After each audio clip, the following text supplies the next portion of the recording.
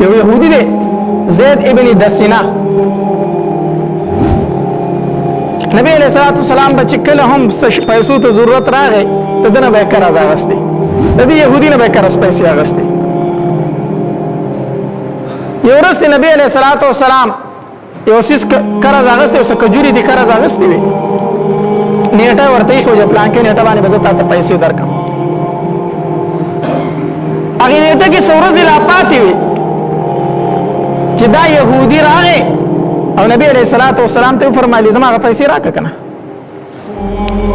نبی علیہ الصلوۃ والسلام حیران شو چې نیټه خلا پوره نه دا دی راغی نبی علیہ الصلوۃ والسلام ورته فرمایله په حال خورا سره لا پیسې نشته دي د مدیره دي شروع کړی استاد عبد المطلب د اولاد عادت دا دی چې د خلکو نه مالونه خوري پیسې خوري مدیره دی ویل شروع کړو ستا عادت دا دی چې د خلکو نه قرضونه اخلي او بیا هضمه او خوري واپس نه ورکړي خاندان نبی علیہ الصلوۃ والسلام له یاد کو تر دې پوري صحابه ورته په سترګو کې اشاره کوي لکه غلې شه موږ موجود یو ته زموږ د پیغمبر په شان کې ګستاخی کوي غلې شه خدای نه غلې کې دوریږي او مسلسل د نبی صلی الله علیه وسلم په شان کې بدر دی ویلي عمر زه چې ټینګ نشو کنه را پاسې پسې غلې کېږي کنه غلې کېږي دا سر د نو موږ موجود یو ته زموږ د پیغمبر په شان کې خبرې کوي موږ تم نه ګوري نبی علیہ الصلوۃ والسلام فرمایل یو عمر استانه مدا تمنه و عمر استانه مدا تمنه و چې ته به داسې کار کوي بدلو کړو پکار خو تعالی داوا چې دته دې نصیحت کړې دته دی وایره ګورا چې تعالی به پیسې درکې کنه ستا خو لا نیټه پوره شوی نه ده ته نیټه نه مخکې راغلې او خلکو خو نیټه پوره شي بیا هم سړی ته 2-3 ورځې ګوري بیا ته مو ګوري وې زه خیر دی و براله ګوري پیسې او ستا لا نیټه نه پوره شي دا غي نه مخکې راغلې خیر دی و بدرله ګوري پیسې او عمر ما ته بدیم نصیحت کړو چې د الله پیغمبر چې د چانه شي قرض واخلي یو هفته ولا مخ کې بیا د نیټې نه ګوره د نیټې نه یو هفته مخ کې ورله تنظیم کوا نو عمر اعظم ستاسو د نصیحت محتاج یم تا یوازې غوړ او ما ته رسونه ویله او بیا عمر رضی الله تعالی عنہ فرمای ویلال شه د بیت المال نه دغه ورکه دا کم چې د حق کیږي او دا غینه ولې لک سیواګری هم ورکه سیواګری هم ورکه عمر رضی الله تعالی عنہ د ځان سره روان کو نو چې کله دته د حق ورکو او بیا پسې ولا سیواګری ورکو نه ورته بس ما حق فروش عمر نور سره کوي وی ما ته نبی علیہ الصلوۃ والسلام فرمایل چې لک سیواګری ورکه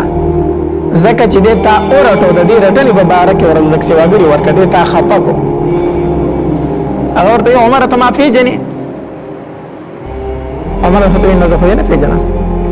عزت يهود ولي عالم چې یادي کې زید ابن دسینه زاغیمه تاسو نه پیژنم خو زه د يهود عالم یم دا غوي مذهبي پېښوای ما عمر رضی الله تعالی عنہ فرمایل بسم الله خګیله زیاته شو بسم الله خګیله زیاته شو ګوره ما خو چې ته چرته یو امي سړی د پیغمبر علی السلام په ادب او په عزت نه پوهیږي ځکه دا خبرې کوي یو عالم سړی یو فو سړی زمون په مخ کې بیا تا د پیغمبر بې عزتي کوله اوس خو من لګیله خسي واښوله اور دی عمره دا خبرې به ورسته کو هم د پیغمبر خواله بوزه دا خبرې به ورسته کو ما د پیغمبر خواله بوزه چې ما ولې د بې عزتي کوله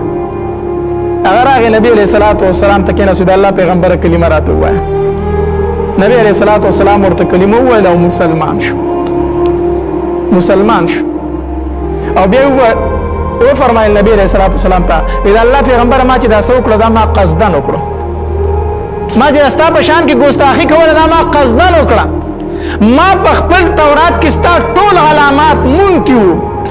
خو یو علامه می در پکې نه ولیدلې او هغه علامت دا و چې د دې پیغمبر سره څوک په جهالت راځي نو دی به ورسره اخلاق کوي دی به د غصې په ځای باندې معافي کوي ما ستا سره ډېر جهالت وکړو پلار نیکه مې درله یاد کړو خاندان مې درله یاد کړو ډېر بدې ردې مې درته وویلې ما تاله غصه راوسته خو تا زما په جهالت کې په بدل کې ما ته معافي وکړو د معافۍ په ځای باندې زیاتي عوض دې م راکړو پیغمبر ما دا علامت پتا کې کتو او ما تا علامت میله او شما ته کلمه وایا تر دې پورې متوي ښه اخلاق دا څومره لویه سرمایه ده چې د انسان سره موجود په خپل محافلو کې به نبی علیه الصلاۃ والسلام خوش طبیعتیم کوله مونږ چې ورته اسې غپ وایو الکه ټوکې به کولې نبی علیه الصلاۃ والسلام به په خپل مجالسو کې ټوکې هم کولې داسې به نه کوي چې بالکل بوټ سوټ ناست یو څوک درته خبره نشي کولی نه خوش طبیعتي